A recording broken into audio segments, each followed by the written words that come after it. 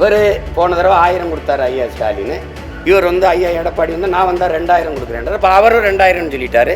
அப்போ நான் வந்து நீங்கள் 2 பேர் 2000மா, நான் 2500.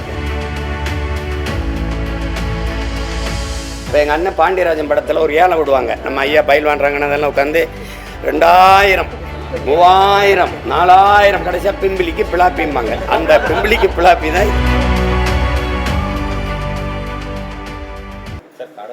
கடந்த மீட்டிங்லலாம் பார்த்தீங்கன்னா ஓசி பயணம் போகிறாங்க அப்படின்னு விஜய் பேசியிருக்காரு.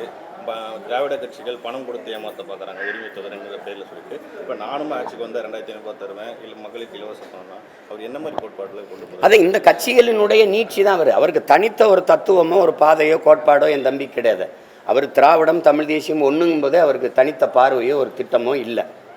உங்களுக்கு அது புரிஞ்சுக்கணும். சினிமா வேறு, சித்தாந்தம் வேறு, ரெண்டையும் போட்டு குழப்பிக்க கூடாது. உங்களுக்கு விளங்குதா?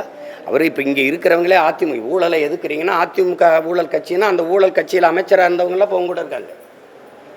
அதிகபட்சமாக அதிமுக உறுப்பினர்கள்லாம் இங்கே இருக்கிறாங்க. அப்போ அதிமுகவின் இன்னொரு கட்சி நீட்சி மாதிரி தான் இது இருக்குது.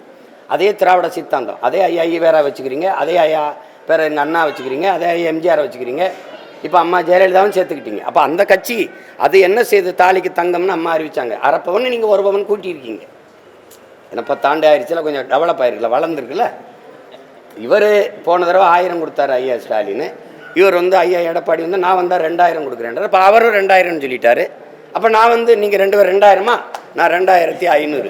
இப்போ எங்கள் அண்ணன் பாண்டியராஜன் படத்தில் ஒரு ஏலம் விடுவாங்க. நம்ம ஐயா பயில்வான் ரங்கநாதெல்லாம் உட்காந்து 2000, 3000, 4000 கடைசியாக பிம்பிளிக்கு பிளாப்பிம்பாங்க. அந்த பிம்பிளிக்கு பிளாப்பி தான் இது.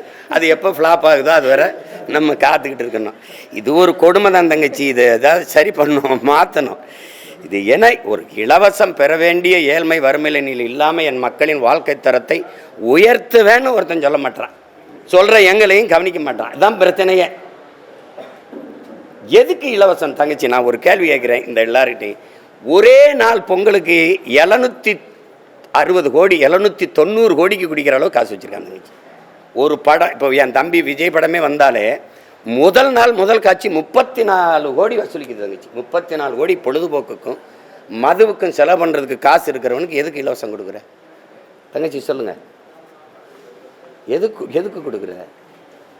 மக்களின் அறிவை, மக்களின் உடலாற்றலை, அறிவாற்றலை உழைப்பில் ஈடுபடுத்தி உற்பத்தியை பெருக்கணும். அந்த நாடு தான் வாழும் வளரும். உட்காரு, நான் காசு தர்றேன்னா அந்த காசை எங்கேருந்து எடுப்பேன்? நீ என்ன எங்கள் பாட்டன் சோழ பரம்பரையாக சொந்த சொத்தை விற்றுட்டு எங்களுக்கு கொடுக்குற? நீ கடன் வாங்கி யாரை காட்டி கடன் வாங்குற? என்னையை காட்டி தான் கடன் வாங்குறான், உங்களை காட்டி தான் கடன் வாங்குறாங்க. இந்த மக்கள்கிட்ட நான் வரியை போட்டுக்கிடுவேன், இவ்வளோ வரியை ஏற்றிக்கிடுவேன். பேருந்து கட்டணம் உயர்தா இல்லையா? இலவசம்ங்கிற இலவசமாக கொடுத்துட்டு அந்த பேருந்தே இலவசம். ஓட்டுநர் நடத்துறதுக்கு சம்பளத்தை யார் காசுலேருந்து கொடுப்பேன்? சொந்த காசா? சரி, பேருந்தை சீரமைக்கணும், அது எந்த காசு? எரிபொருள் நிரப்பணும், அது எந்த காசு?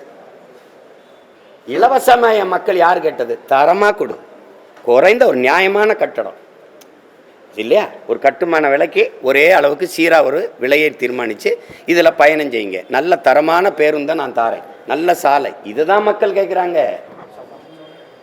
இதுதான் மக்கள் கேட்குறாங்க. பஸ்ஸு இலவசம், சிலிண்டரு இலவசம், அப்புறம் வேறு என்ன இலவசம்? 1000, 2500 காசு இலவசம். ஒரு வேலைக்கு போகணும், வீட்டிலே இருக்கலாம்.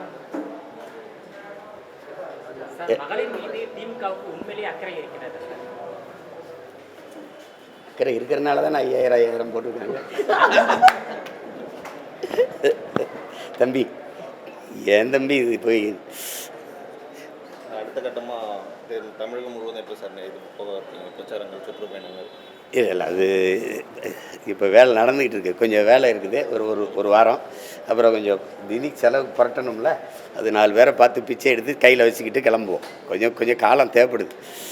அது மற்றவங்களுக்கு அவங்கக்கிட்ட எதுவும் இல்லை, பணம் இருக்குது. நம்மக்கிட்ட அது மட்டும் இல்லை, எல்லாம் இருக்குது. அதுக்கு சரி பண்ணிக்கிட்டு தான் கிளம்பும். செய்திகளை உடனுக்குடன் தெரிந்து கொள்ள கீழ்கண்ட கேபிள் மற்றும் டிடிஹெச் நெட்வொர்க்குகளில் எம்நாடு செய்தி தொலைக்காட்சியை காணுங்கள். பாதகம் செய்பவரை கண்டால் நாம் பயம் கொள்ளலாகாது பாப்பா. மோதி மிதித்து விடு பாப்பா, அவர் முகத்தில் உமிழ்ந்து விடு பாப்பா. அண்மை செய்திகளை உடனுக்குடன் தெரிந்து கொள்ள இணைந்திருங்கள் எம்நாடு தொலைக்காட்சியுடன்.